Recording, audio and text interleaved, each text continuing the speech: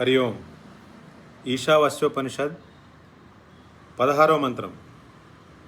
పూషన్నే కర్షే యమ సూర్య ప్రాజాపత్య వ్యూహరశ్మిన్ సమూహ తేజో యత్తే రూపం కళ్యాణతమం తత్తే పశ్యామి యో అసావసౌ పురుషః సోహమస్మి. పూషన్నే కర్షే యమ సూర్య ప్రాజాపత్య వ్యూహరశ్మిన్ సమూహ. పూషన్ అంటే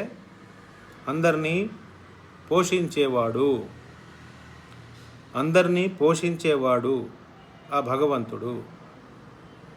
ఏక అంటే ఆయన ఒక్కడే ఉన్నాడు, ఆయన తప్ప ఇంకెవ్వరూ లేరు.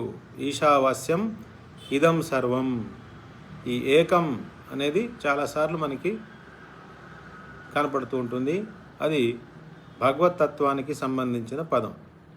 ఆ భగవంతుడే అన్ని కాలాల్లోనూ అన్ని స్థానాల్లోనూ అన్ని రూపాల వెనకాల ఉన్న సత్యవస్తువు. అందుకనే ఏకం. ఋషే అంటే ఆయన ఋషి అంటే మంత్రద్రష్ట. ఋషి అంటే మంత్రద్రష్ట, మంత్రాల్ని చూసినవాడు అని. అంటే ఇప్పుడు వేదాలని అందరికీ అందించింది భగవంతుడే. కాబట్టి భగవంతుల్లోంచే వేదాలు పుట్టాయి. కాబట్టి ఆయనే అల్టిమేట్ ఋషి. ఎవరు? ఈ ఋషులందరికీ జ్ఞానాన్ని ఇచ్చేది ఎవరు? ఆయనే. కాబట్టి ఋషి. పూషన్న ఏక ఋషే. యమ అంటే కంట్రోలర్, అందరినీ శాసించేవాడు, అందరినీ రెగ్యులేట్ చేసేవాడు, అందరినీ తమ కంట్రోల్లో ఉంచుకునేవాడు యమ. సూర్య అంటే అందరినీ ప్రకాశించేవాడు. అలాగే ప్రాజాపత్య అంటే అందరికీ జన్మనిచ్చేవాడు, అందరినీ పుట్టించేవాడు. ఇక్కడ ఈ మూడు ఏకం. ముందర ఏం చెప్పారు? ఏకం. పూషన్నే కర్షే యమ సూర్య ప్రాజాపత్య. ఏకం అంటే ఆయన ఒక్కడే ఉన్నాడు. అహమేవాసమేవాగ్రే నాణ్యద్యత్సదసత్పరం.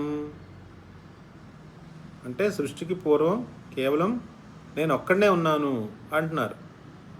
తర్వాత ఆయనే మంత్రద్రష్ట, ఆయనే యమ అంటే మనకి పౌరాణికంగా యమధర్మరాజు ఎవరికి దేవత? ఆయన మృత్యుదేవత.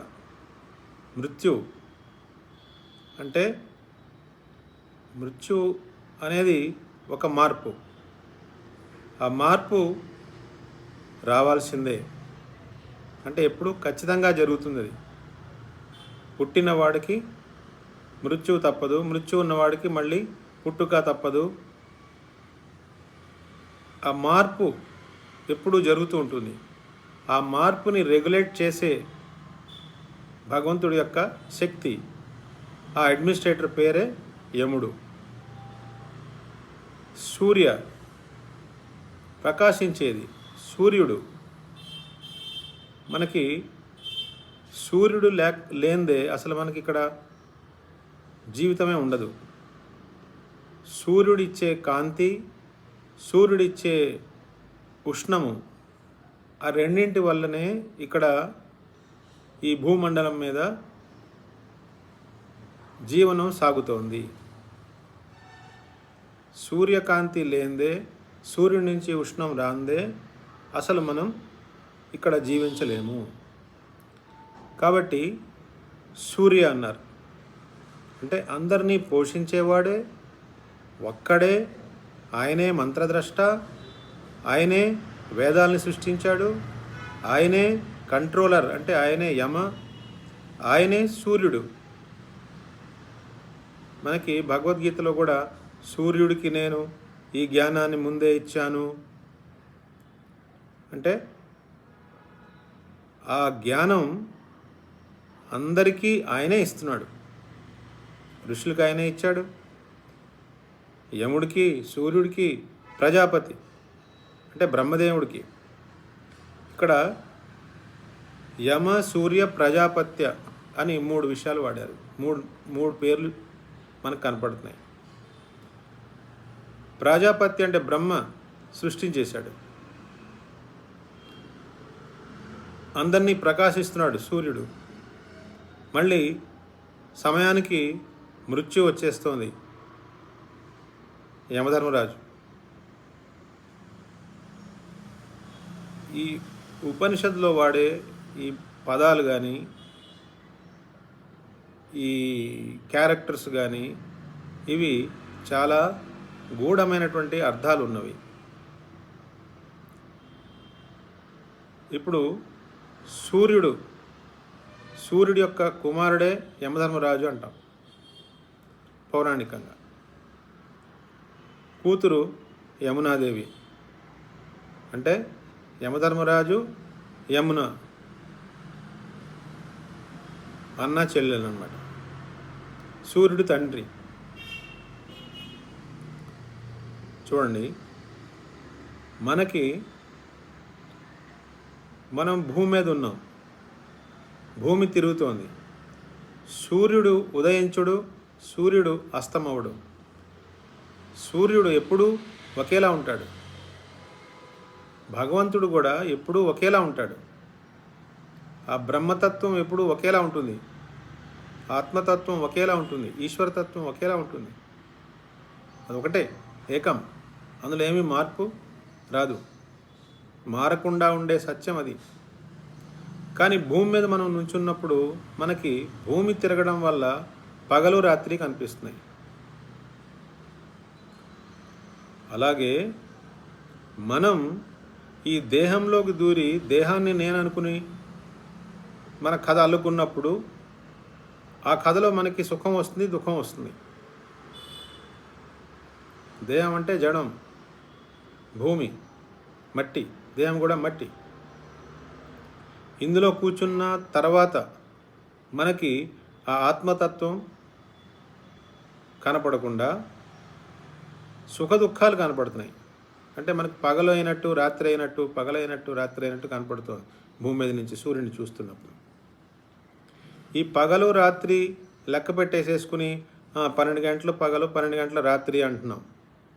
తర్వాత అలా 30 రోజులు అయిపోతే ఒక నెల అయిపోయింది, 12 నెలలు అయిపోతే ఒక సంవత్సరం అయిపోయింది, కొన్ని సంవత్సరాలు అయిపోతే ఒక యుగం అయిపోతుంది, కొన్ని యుగాలు గడిచిపోతే ఒక మన్వంతరం అయిపోతుంది. అలా మనం కాలమానాన్ని లెక్కిస్తున్నాం.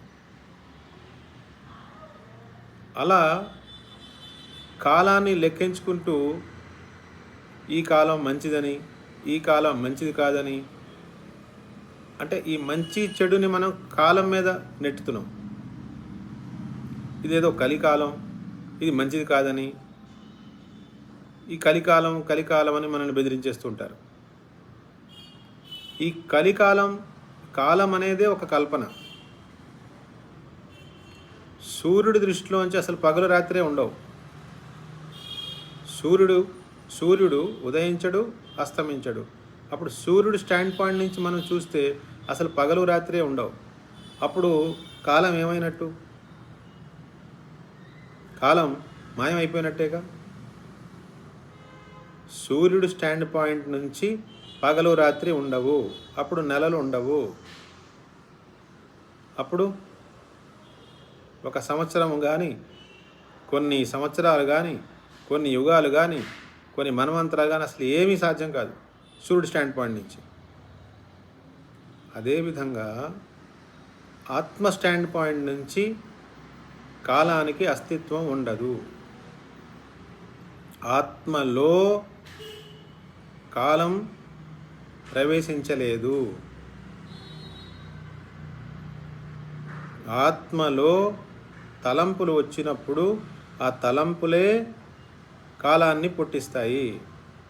మనం జాగ్రత్త అవస్థలో ఉన్నప్పుడు మనకి ఒక కాల జ్ఞానం ఉంటుంది, ఒక కాలమానం ఉంటుంది.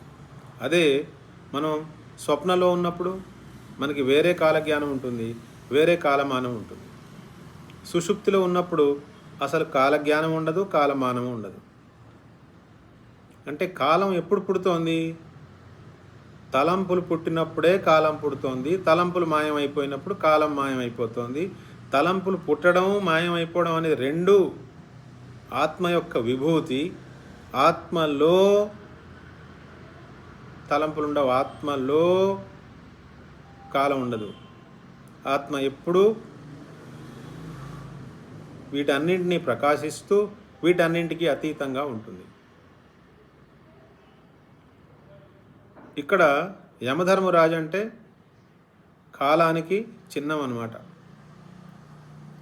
అంటే ఇప్పుడు ఏం చేస్తున్నాడు? ఒక పక్కనే సృష్టిస్తున్నాడు, సృష్టికర్త సృష్టిస్తున్నాడు, సూర్యుడు పోషిస్తున్నాడు, మళ్ళీ ఈ యముడు వచ్చి సంహరిస్తున్నాడు, ఒక మార్పు తీసుకొస్తున్నాడు ఇందులో. ఈ చక్రం అలా నడుస్తూనే ఉంది.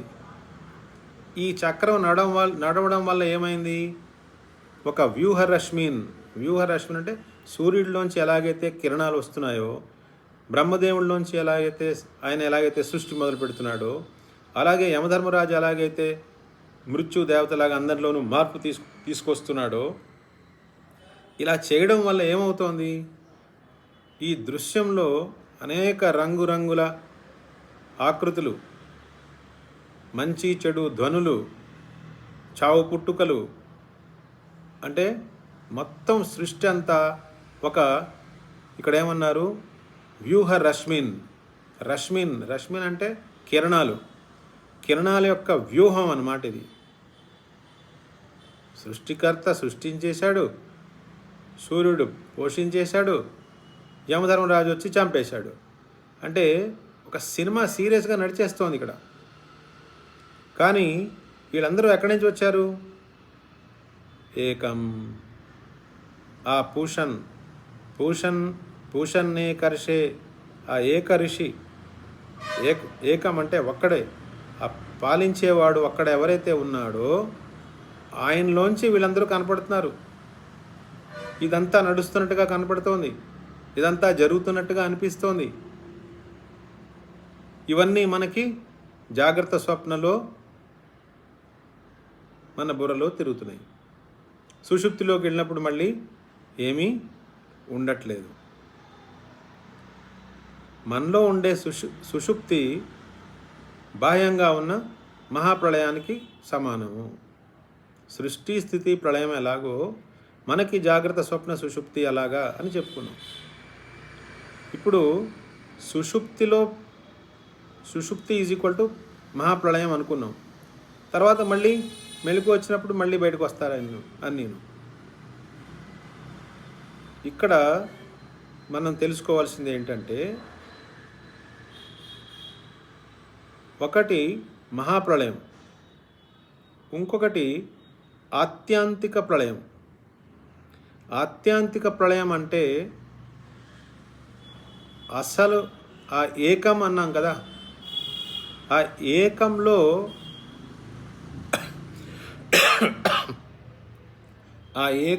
మూడు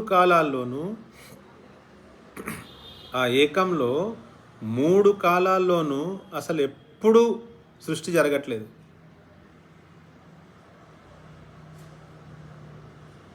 మూడు కాలాల్లోనూ అసలు జడ పదార్థం అనేది ఆ బ్రహ్మతత్వంలో ఉండనే ఉండదు.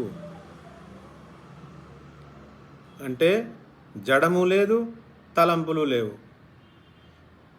జడము తలంపులు ఏమి మూడు కాలాల్లోనూ అందులో ఉండవు. ఎందులో? ఆ బ్రహ్మతత్వంలో.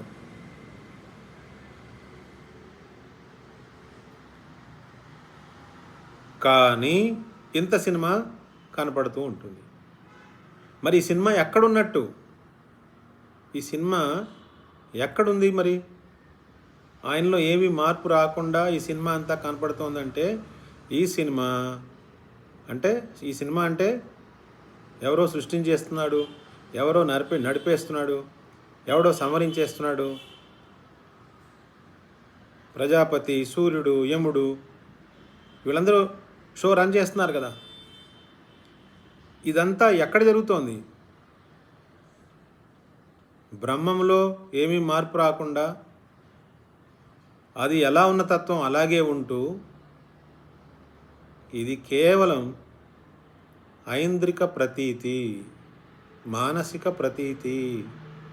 అంటే మన ఇంద్రియాలకి మన మనసుకి అలా అనిపిస్తుంది, అలా కనిపిస్తుంది.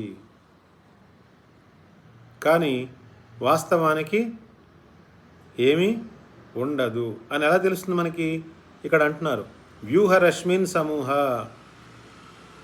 ఓ భగవంతుడా, ఓ పూషన్, ఇలా వీళ్ళందరినీ పేర్చేసావు, ఈ సినిమా చూపెట్టేస్తున్నావు. ఇప్పుడు సినిమా మనం చూసినప్పుడు ఆ ప్రొజెక్టర్ బాక్స్లోంచి ఆ లైట్ రశ్మి వచ్చి, రశ్మి అనేక కాంతి కిరణాల్లాగా వచ్చి తెర మీద పడుతుంది కదా, పడినప్పుడే మనకు ఆ తెర మీద సినిమా కనపడుతుంది.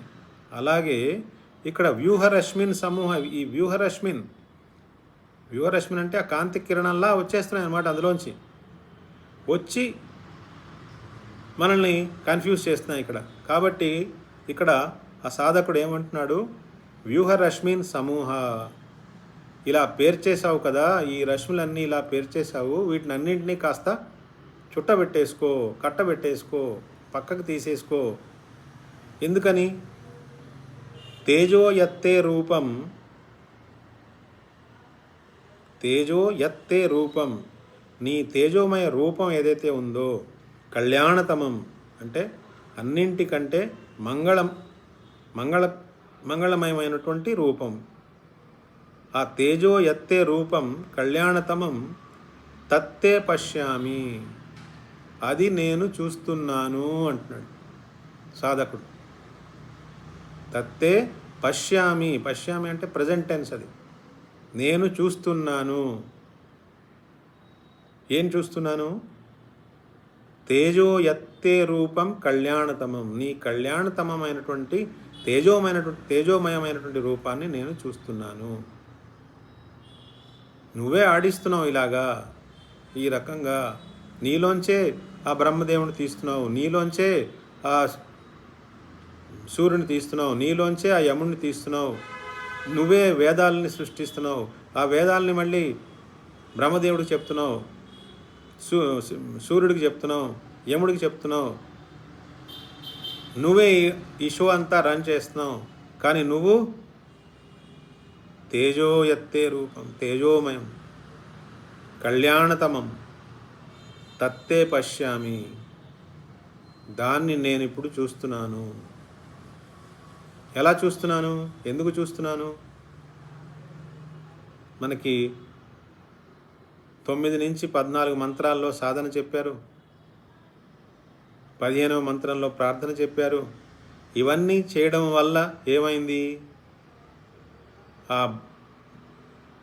బయట ఉన్న సృష్టి స్థితి ప్రళయం అనేది బ్రహ్మాండంలోంచి, అంటే బాహ్యంగా సృష్టి స్థితి ప్రళయాన్ని బయటికి నెట్టేసి, మనలో ఉన్న జాగ్రత్త స్వప్న సుషుప్తి, స్థూల దేహము, సూక్ష్మదేహము, కారణదేహము, ఇవి నెట్టేస్తే అప్పుడు ఇంకేం మిగిలింది? అక్కడ బ్రహ్మతత్వం మిగిలింది, ఇక్కడ శుద్ధ చైతన్యం ఆత్మ మిగిలింది. ఇప్పుడు ఇక్కడ ఏమంటున్నారు? యో అసావసౌ పురుష, యో అసావసౌ పురుష, అక్కడ ఉన్న పురుషుడు అంటే ఆ తేజోమయంగా ఉన్న పురుషుడు అక్కడ ఎవరైతే ఉన్నారో, అంటే అక్కడ ఏ భగవతత్వం అయితే ఉందో, ఏ బ్రహ్మతత్వం అయితే ఉందో, సో అహం అస్మి, నేను కూడా అదే, అదే నేను, నేనే అది. సో అహం అస్మి అంటే ఇప్పుడు నాలో ఉన్న నేనుని నేను వేరేగా పెట్టుకుంటున్నాను. వేరేగా పెట్టుకున్నప్పుడే మొత్తం అన్ని ప్రాబ్లమ్స్కి కారణం అదే. ఆ బ్రహ్మతత్వానికంటే వేరుగా నేను లేను. సో అహం అస్మి, ఆ బ్రహ్మతత్వమే నేను, నేనే ఆ బ్రహ్మతత్వాన్ని, నేనే ఆ ఈశతత్వాన్ని. ఈశావాస్యం ఇదం సర్వం అన్నారు కదా. మరి సర్వం ఆయనే అయినప్పుడు నేను ఒక్కడిని బయట ఎలా ఉండగలను? ఆయనకి బయట, ఆయనకి దూరంగా. ఈశావాస్యం ఇదం సర్వం. ఈ ఉపనిషత్తులో మొదటి మంత్రంలో ఈశావాస్యం ఇదం సర్వం ఉంది కాబట్టి ఉపనిషత్ అని పేరు పెట్టారు. అందరికీ ఈశావాస్యం ఇదం సర్వం అని ఆ ఈశా అనే పదం అందరికీ తెలుస్తుంది. కానీ ఇక్కడ ఈ 16వ మంత్రంలో సో అహమస్మి,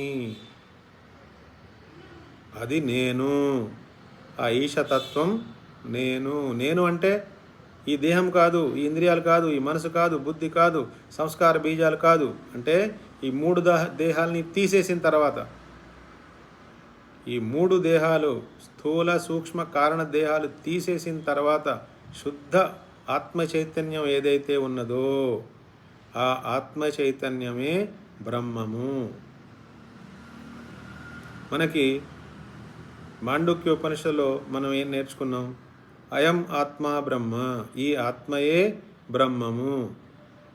అలాగే ఇక్కడేమంటున్నారు? సో అహమస్మి అంటే ఆ ఈశ. ఇందాక ఏం చెప్పారు? పూషన్ కదా. పూషన్ అంటే అందరినీ పోషించేవాడు. ఆ పూషన్ అంటేనే భగవంతుడు, ఆ ఈశ. ఆ ఈశ సోహమస్మి, నేను అదే. అంటే మనలో ఉండే జీవత్వం ఎప్పుడైతే మనం పరిపక్వ స్థాయికి వచ్చి, సాధనలో పరిపక్వ స్థాయికి వచ్చి మనం కరెక్ట్గా పరంపరా సాధన, బహిరంగ సాధన, అంతరంగ సాధన, సాక్షాత్ సాధన, ఇలా 4 సాధనలు చెప్పుకున్నాం కదా. ఇలా సాక్షాత్ సాధన దాకా వచ్చినప్పుడు అప్పుడు మనకు తెలిసేదేంటి? ఆ బ్రహ్మతత్వమే నేను, ఆ ఈశతత్వమే నేను. సో అహమస్మి, సోహమస్మి, ఆ తత్వాన్ని నేనే. నాకంటే వేరుగా ఆ తత్వం ఉంటే ఏమవుతుంది? అది పూర్ణం అవ్వనే అవ్వదు. ఆయన కంటే వేరుగా నేనుంటే నాకు అన్నీ సమస్యలే. ఏ క్షణమైతే నేను ఆయన కంటే వేరుగా ఉన్నాను అనుకుంటానో బీజత్వం, జీవత్వం మొదలైపోతాయి. ఆ జీవత్వం మొదలైందో లేదో వెంటనే ఏమవుతుంది? ఈ మొత్తం అందరూ యాక్టివేట్ అయిపోతారు. ఎవరెవరు? ఇందాక చెప్పిన బ్రహ్మదేవుడు, సూర్యుడు, యముడు మొత్తం అందరూ వచ్చేస్తారు. వచ్చేసి ఏం చేస్తారు? ఈ సినిమా అంతా చూపెట్టేస్తారు. మనం ఏం చేస్తాం? ఈ దేహంతో తాదాత్మ్యం పెట్టేసుకుని నేను ఆడ, నేను మగ, ఆయనంటే నాకు ప్రీతి, ఈవిడంటే నాకు పగ. కొంతమంది చూస్తే మనకి సెగ, ఇంకొకరిని చూస్తే వాళ్ళు మా తెగ. ఇలా రకరకాల రశ్మిలు వచ్చేస్తాయి. ఇంకా రకరకాల వ్యూహాలు అల్లేసుకుంటాం. ఒక్క క్షణంలో నేను పాపాత్ముడిని అనుకుంటాం. మళ్ళీ కొంతసేపు తర్వాత నేను పుణ్యాత్ముడు అనుకుంటాం.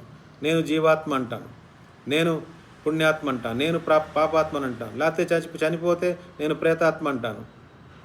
నేను ప్రేతాత్మ, భూతాత్మ, జీవాత్మ, పాపాత్మ, పుణ్యాత్మ ఇవేం కాదు. ఉపనిషత్ మనకి చెప్తున్న ఐడెంటిటీ ఏంటి? మంది సోహమస్మి. పూషన్నే కర్షే యమ సూర్య ప్రాజాపత్య వ్యూహరశ్మిన్ సమూహ తేజో యత్తే రూపం కళ్యాణతమం తత్తే పశ్యామి యో వసావసౌ పురుష సోహమస్మి. కాబట్టి ఆ బ్రహ్మతత్వమే నేను, ఆ ఈశతత్వమే నేను. నాకంటే వేరుగా ఉంటే ఆయన పూర్ణం అవ్వలేడు. ఆయన కంటే వేరుగా నేనుంటే నాకు సుఖం లేదు. అనేక రకాల తలంపులు వచ్చేసి మళ్ళీ మనం అనేక విధాలుగా కన్ఫ్యూజ్ అయిపోతాము. ఆయన చక్షుశ్చ చక్షు, కంటికి కన్ను, మనసుకి మనస్సు. సూర్యుడు కంటికి అధిదేవత. అంటే సూర్యకాంతి ఉంటేనే మనం కళ్ళ ద్వారా చూస్తున్నామని. ఎప్పుడైనా సూర్యుడిని చూసినప్పుడు ఒక చిన్న ఎక్స్పెరిమెంట్ చేసుకోండి. మీలో మీరే ఒక ప్రశ్న అడగండి. సూర్యుడిని చూస్తున్నప్పుడు ఒక ప్రశ్న అడగండి. మీరు దేహంలో కూర్చుని సూర్యుడిని చూస్తున్నారా? సూర్యుడిలో కూర్చుని దేహాన్ని చూస్తున్నారా? లేదా మీరు రెండింటికంటే బయట ఎక్కడో ఉండి ఇద్దరిని చూస్తున్నారా? మీకు ఎప్పుడైతే ఈ అవగాహన ఎరుక వస్తాయో, నేను సూర్యుడి కంటే దేహం కంటే వేరుగా ఉండి ఇద్దరిని చూస్తున్నానని మీకు ఎప్పుడైతే తెలుస్తుందో, ఇంకా ఈ సోహమస్మి అనేది ఇంకా మీకు ఆలస్యం పట్టదు, ఇంకా టైం పట్టదు, వెంటనే అర్థమవుతుంది. అంతటా ఉన్న బ్రహ్మ చైతన్యమే, బ్రహ్మతత్వమే నేను కూడా. అందుకే మనకి ప్రజ్ఞానం బ్రహ్మ, తత్వమసి, అయమాత్మా బ్రహ్మ, సోహమస్మి, అహం బ్రహ్మాస్మి, ఇవన్నీ ఉపనిషత్తుల్లో మనకి చెప్తూ ఉంటారు. కాబట్టి ఎప్పుడైతే నాలో ఉన్న నేనుని ఆయనలో కలిపేశానో, ఆ ఈశలో కలిపేశానో, అప్పుడే ఈశావాస్యం ఇదం సర్వం అవుతుంది. లేకపోతే ఏమవుతుంది? నేను వేరుగా ఉన్నాను, నాకేదో మతం ఉంది, నాకేదో సిద్ధాంతం ఉంది, నాకేదో సాంప్రదాయం ఉంది, నా వెనకాల ఏదో జనాలు ఉన్నారు, నేను ఇదేదో చేస్తాను, నాకేదో అయిపోయింది, నాకు ఇంకా ఏదో ఈ నేను నాది అనే అకౌంట్ ఇంకా క్లోజ్ అవ్వదు. అప్పుడు మనకి ఈశావాస్యం ఇదం సర్వం అనే అవగాహన, ఎరుక రావు. కాబట్టి సొల్యూషన్ ఏంటి? నాలో ఉన్న నేనుని ఆయనలో కలిపేయాలి. ఈశావాస్యం ఇదం సర్వం. హరి ఓం.